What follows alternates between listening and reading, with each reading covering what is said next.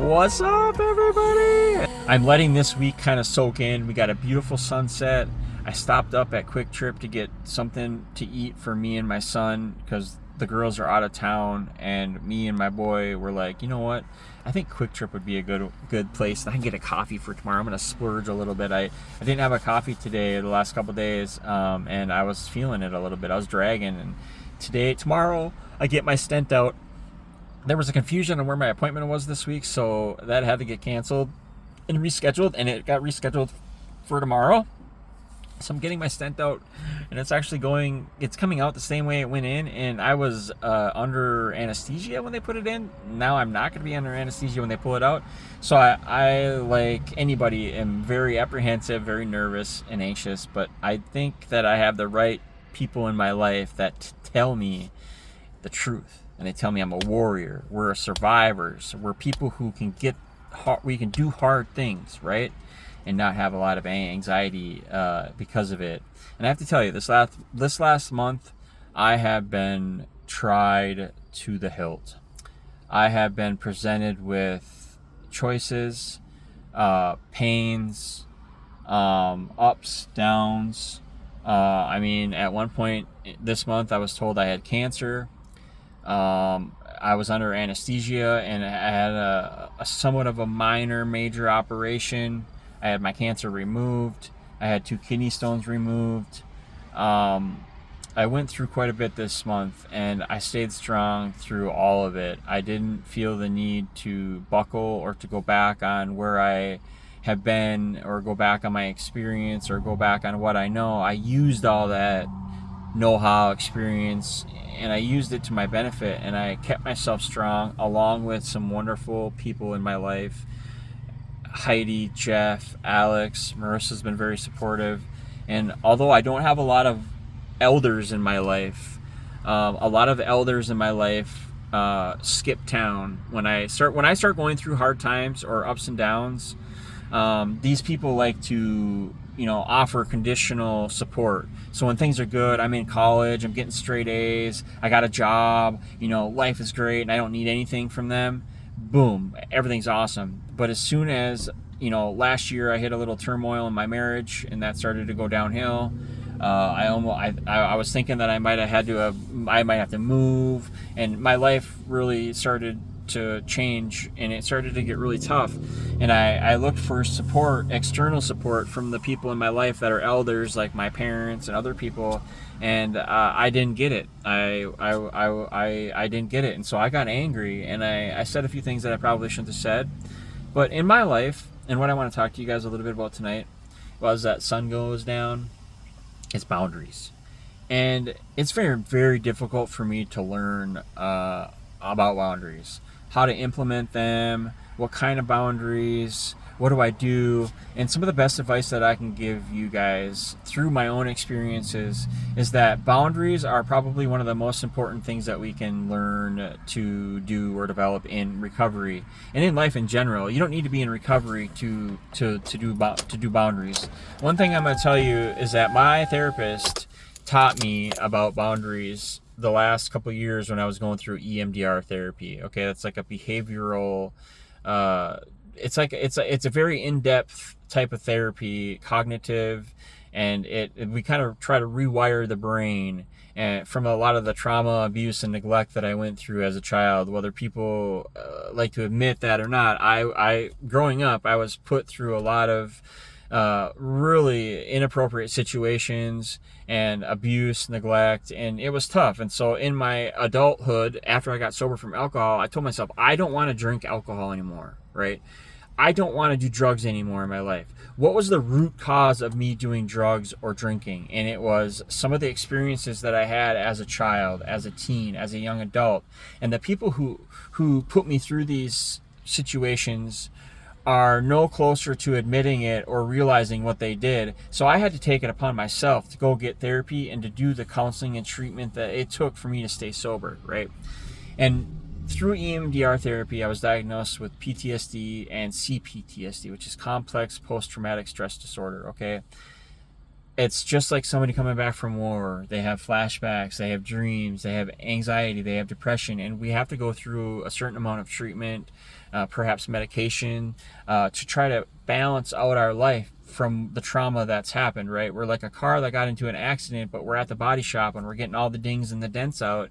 It's you probably won't be able to see the damage that was done, but underneath everything, and underneath the Bondo and the paint and all the repairs, there's going to be evidence of that car accident, the trauma, right? So going through treatment or therapy and treatment, I guess, I learned boundaries. Boundaries were very difficult for me to implement because I am a people pleaser. I'm a people person. I have a hard time saying no. I did, and I had a hard time not telling everybody everything, or not telling people in my life, like, I learned that some of the people that I was telling everything to are using it, or were using it as a weapon against me. So they would know everything about me, and then they would know my triggers, they would know my ups, my downs, and they would know how to make me depressed, they would know how to make me anxious, they would know how to make me, feel bad. And that was a big thing, is that boundaries are put into place so that you can remain and stay healthy, and that you can stay out of the old things and feelings and emotions that the people that you need boundaries with used to put you into, the feelings and emotions that they used to make you feel, and sometimes intentionally. They would intentionally make you feel a certain way so that they could get their kicks, they could get their laughs, their jokes, and that they could feel like they have the upper hand. Because a lot of people you need to have boundaries with are going to be people that want to have power or control over you, and they are not willing to look at their own faults or to go through treatment or therapy themselves. And so they're going to stay broken. They're going to stay damaged. Their car is going to be very damaged. And people can see that, but they can't see it themselves because they don't think they have anything wrong with themselves. That's classic narcissistic behavior, is that they want power, they want control, they're willing to lie, they're willing to do things to people. And outwardly, they're the best people ever. They're nice, they're giving, they're generous. But on the inside, they're thinking, how can I get over on this person? How can I hurt this person? How can I keep this train rolling? And boundaries were difficult for me because I had to implement them with different people at different times in different ways, and different boundaries, right? You have soft boundaries, you have hard boundaries, you have boundaries where you're just going to tell people, or you don't even have to tell them, but in your mind, you're like, I cannot be around this person anymore for a multitude of reasons, right? Whether it's drugs, alcohol, maybe you used to use with them, maybe they make you feel bad, maybe they're narcissistic. And you have to just put that boundary in place, and you don't have to tell people you're putting in a boundary. You don't have to announce it. You don't have to, ask permission. You don't have to make sure it's okay. You just slowly but surely put in place a plan, and you prepare and you prep for things that might happen, but you put in a boundary, and that boundary might be that you're going to decrease contact. You're not going to be around that person as much, and slowly but surely you can actually get yourself out of them situations. Now, some people are not going to respect those boundaries. That's when you got to go to different measures. But boundaries are important because those protect you. Those protect your feelings. And if people are in your life, say I'm in recovery, right? I'm recovered from drinking alcohol and doing drugs. And so I don't normally put myself into situations with active users. I have a boundary in my life. I have a hard boundary in my life where I don't intentionally go out and hang out with people that are users. And there are certain people in my life that I know are using and that I just decide not to hang out with. And they might not even know that I have a boundary in place. They just might think that, Lefty disappeared and doesn't hang out with me anymore. They might not realize that it's because I had to put in place a boundary because they make me feel a certain way. And people with behavioral issues too. There are people that are narcissistic out there that I have to put a boundary in place because I can no longer be around them people because they make me feel a certain way. And they do that on purpose. And that's not okay. I'm a very sensitive person. I'm an empath, just like a lot of other people are. My buddy Jeff, my sister Heidi. I know other people that are very empathetic and can feel, like Alex, my brother Alex, and you can feel the energy from other people, and you can tell what their intent is without them even having to say or do a whole lot. And I'm not saying everybody, and I'm not saying every situation or every person I come across, but there are certain situations where you're in tune with, and you're in alignment with, oh, I've seen that before. I know how that tape gets played out. I've seen that before. And so that's a cue, that's a clue, that's a cue for you to be like, okay, I need to have a boundary. And whether it's a soft or hard boundary, you put it into place. And I bet you your intuition, your gut is going to play out, and you're going to be on the money. And if you put in a boundary with somebody and you're like, oh, this person has proven themselves to be, trustworthy and honorable and nice and kind, then you can, remove that boundary and slowly start getting into a relationship or a friendship with that person. But always keep in the back of your mind that when you're in proximity with people, anybody, you might have to put in place a boundary. So boundaries are a tool in our toolbox, in recovery, out of recovery. Everybody can use them. There are going to be people that are going to manipulate, and they're very, very good at it. Some people are super good at it, and sometimes I know people are manipulating me. I kind of let them manipulate me, but in the back of my mind, I'm thinking, I am no longer going to give this person the attention or the information they need or the wants that they want, because I know what they're going to use. They're going to use it against me. And so, my beautiful friends, this channel is about recovery, and I honestly, truly believe that whoever needs to hear these messages will hear them when they need to hear them and why they need to hear it. I'm not looking for views. I'm not looking for mass amounts of subscribers. Obviously, it would be nice for the channel to grow and for me to kick butt in this realm and in this field with people who are going through same or similar experiences, and this life can be difficult. But just know that there are people out there that support you. I support you.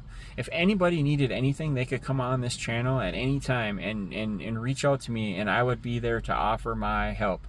It's just my experiences that I'm going off of, and what I know, the understanding and the wisdom and the knowledge that I've gained. But now, in a couple days, in 4 days, I'm going to celebrate 15 years drug-free. Illegal, hardcore drug-free, right? I haven't done a needle, I haven't done a pipe, I haven't snorted anything. I haven't done any of that for almost 15 years. And I think the time that I've accumulated is just time, one day at a time. But these sober streaks mean something. We commemorate that by the wisdom and the knowledge that we gained in this time to not do it again, right? And that accounts and it amounts to something. And there are a lot of people that can't even get 1 day or a week or a month. And so maybe by way of me practicing what I do and keeping myself sober for this long, maybe just that alone will inspire somebody to maybe work their own program. And I know these videos probably will be seen by somebody at some point that needs to hear it. And that's what I hope. But don't rely on what I'm just saying. Go out and work your own program. Start your own, you got to retrain the brain. You got to do therapy. And you got to surround yourself with people who are going to be conducive or that are going to be okay with where you're heading, because there are a lot of people out there that might not be okay with you getting clean and sober because they want the old you. They want to be able to manipulate you. They want to be able to control you. They want to be able to use with you. They like the sloppy old you. But you need to freshen up if you're seeking this, right? If you want to be in recovery, you got to retrain the brain. You got to go to therapy, go to treatment, and stand on your own 2 feet and be proud of who you are and where you're headed, even though every day is a mystery. Tomorrow's history. Yesterday's history, tomorrow's a mystery, and we stand proud on our faith that we will be okay and that everything's going to work out. I guarantee it.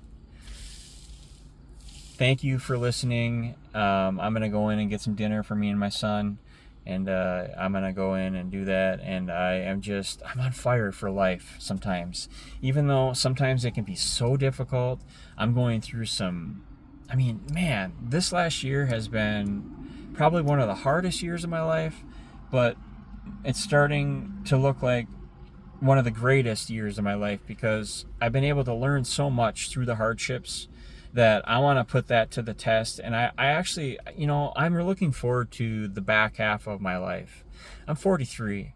I'm looking forward to my 40s and my 50s. I'm looking forward to finding a companion who appreciates me for me and doesn't want me to change and likes that I'm sober and that I do the things that I do and appreciates my channel and the messages. And, I'm ready to live life surrounded by people who genuinely 100% care about me and don't want me to be something that I'm not. And I'm ready. I'm hopeful, and I'm grateful, and I'm thankful for what I've been through up to this point, but I sure am looking forward to the next 40 years, and to all the wonderful people that I get to meet and hang out with. And I hope that I'm a good example on you guys. So thank you guys for listening. God bless you. May the universe bless you however you see it. May the stars align. Maybe the universe will show you something through this message that you never realized before, and it'll help you gain some better footing in your life where you can actually hit these problems head on and start to see things for what they really are. And that way you can put boundaries in place and you can get the help you need to sustain what you want to do in life. And be happy, be brave out there, and most of all, be sober. Live life sober. Love you guys. Lefty out.